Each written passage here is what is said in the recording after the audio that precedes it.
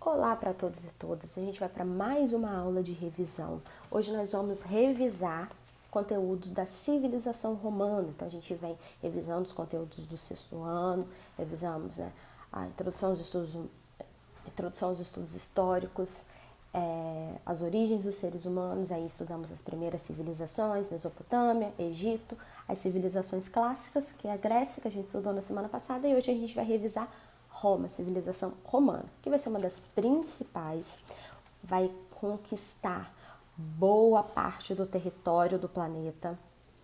O continente europeu vai ser conquistado pela civilização romana, o norte da África vai ser conquistado pelos romanos, partes do continente asiático, eles vão expandir a sua cultura e nós hoje aqui no Brasil temos características romanas. A língua que a gente fala, o português, ele vem de Portugal. E essa língua de Portugal, ela não surgiu em Portugal, assim, português inventou. Não, ela vai ser uma mistura das línguas que os primeiros portugueses falavam, que os grupos que viviam lá em Portugal falavam, com a língua que os romanos falavam, que era o latim. Então vai misturar essas línguas e aí vai dar origem à língua portuguesa, que vai ficar lá em Portugal. E Portugal vai trazer para o Brasil quando eles vêm para cá nos colonizar. Isso aí é um exemplo de cultura romana que a gente tem na língua. É chamada de língua latina. Os países que falam essas línguas latinas, Portugal, Espanha, França, são países que vão ter essa origem na língua dos antigos romanos, que era o latim. Roma, esse império romano, ele hoje, a cidade de Roma e esse território que se tornou esse grande império, essa grande cultura, hoje fica na Itália, lá na Europa, certo? Fica ali no país Itália. E vão ser eles que vão, ali em Roma, que vai começar toda essa efervescência e vai se tornar o maior império da antiguidade, a maior cultura da antiguidade. Então Roma, vai começar a sua fundação, vai ser com os etruscos e os itálicos, eles que vão começar a fundar, vão fundar primeiras cidades e estados, vão conquistar Roma e vão desenvolver aquela cidade que vai se tornar capital. E aí Roma vai se tornar uma monarquia. Tem lá a lenda de Rômulo e Remo, junto com eles que foram criados pela loba e tudo mais. É toda uma lenda que depois a gente pode comentar mais sobre ela. Rômulo vai matar o seu irmão Remo na lenda, vai se tornar o primeiro rei de Roma, e aí Roma vai se tornar uma monarquia, ou seja, um governo governado por reis.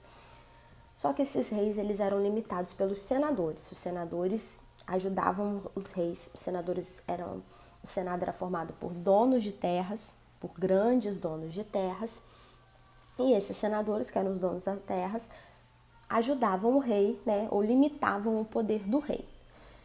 A sociedade romana, ela vai ser dividida em grupos. Então nós vamos ter o grupo dos patrícios, que eram esses donos de terras, eles eram a nobreza, os donos das terras que participavam do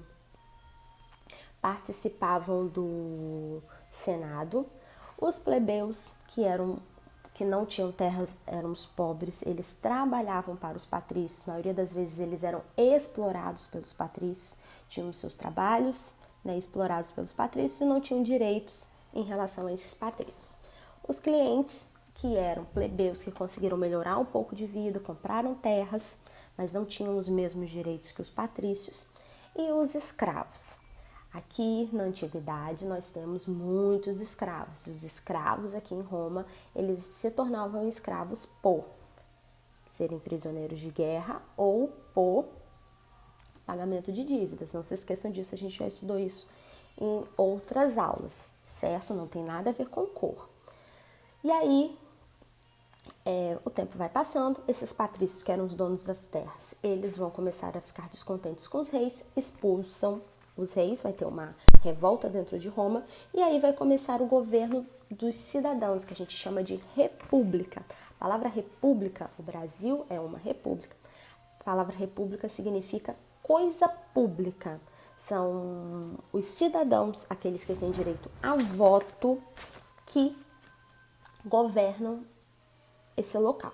Em Roma, quem tinha direito a voto, quem era cidadão, eram os patrícios, os donos das terras. Não era um governo igualitário, não era um governo onde todos os cidadãos tinham direitos, certo? Somente quem tinha terras. E aí, essa república vai ser governada por 2 cônsules, que vão ser eleitos por esses senadores. Vão ter várias instituições de representação, instituição do Senado, o Exército, as Assembleias, os magistrados, mas nenhuma dessas instituições contemplava os plebeus, nem os escravos, nem os grupos menores dentro de Roma.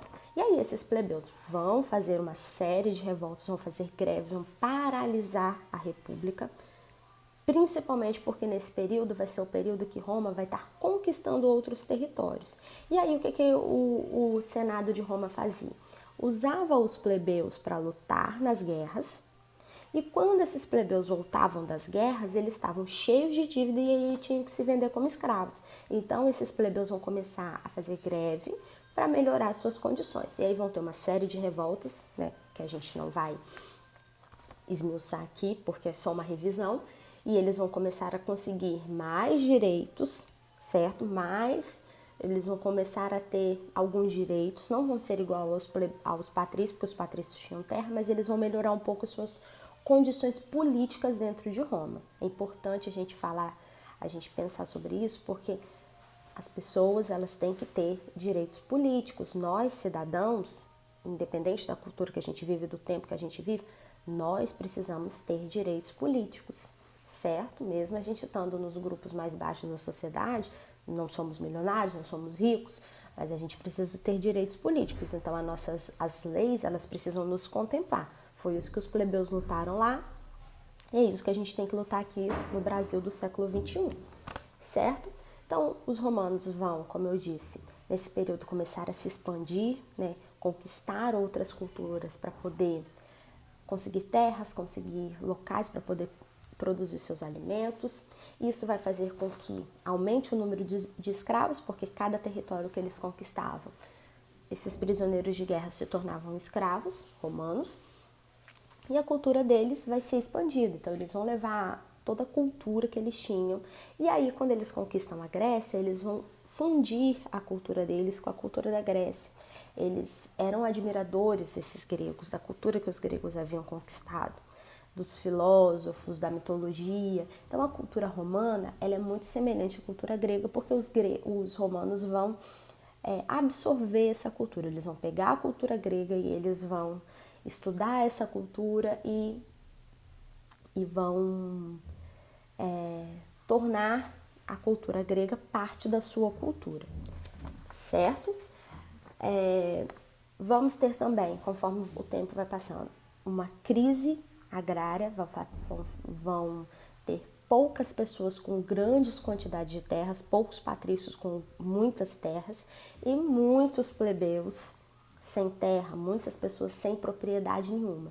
E aí vão começar, né, pedidos de reforma agrária. O que é uma reforma agrária? É o governo dividir as terras, o governo limitar a quantidade de terras. Porque se uma pessoa tem muita terra e outra pessoa não tem terra nenhuma, significa que aquele que tem muito tem terras que dariam para repartir para várias outras. E aí vão se começar essas disputas, né, essas discussões sobre reforma agrária. Os senadores, né, que eram os irmãos Graco, vão brigar por isso, vão acabar sendo assassinados, né, porque ninguém quer perder suas propriedades. E aí Roma vai começar uma crise por conta desses conflitos por terra, insatisfação dos plebeus. Os povos que eles haviam dominado vão começar também a ter problemas nesse domínio. E aí essa crise vai fazer com que os generais, os membros do exército, que era um grupo que nesse período tinha muito prestígio, porque Roma tinha conquistado muitos territórios, quem conquistava, quem lutava essas guerras eram o exército. E aí esses generais vão assumir o poder e vão criar um governo político-militar. A princípio, esse governo político-militar era provisório para poder organizar a sociedade e depois os senadores voltarem para o poder. Mas a gente vai ver que não vai ser isso que vai acontecer. E aí vai ter o primeiro triunvirato, 3 generais vão governar, quem vai se destacar vai ser César, ele vai se autoproclamar ditador. O Senado vai perceber, né, que ele vai dar um golpe, e ia pegar o poder todo para ele, e aí assassina César. Por isso que o nome dos imperadores romanos são César, porque ele vai ser o primeiro imperador. E ele era uma pessoa muito querida. A população de Roma gostava muito de César. Então, quando ele é assassinado, a revolta vai só aumentar. E aí vai ter o segundo triunvirato, outros 3 generais vão assumir o poder. Quem se torna o imperador vai ser Otávio Augusto. E aí, Otávio Augusto vai conseguir organizar, né, apaziguar. E ele vai criar, dentro de Roma, um período chamado de Pax Romana. Roma não vai mais conquistar territórios, não vai mais entrar em guerra. Eles vão ficar em paz.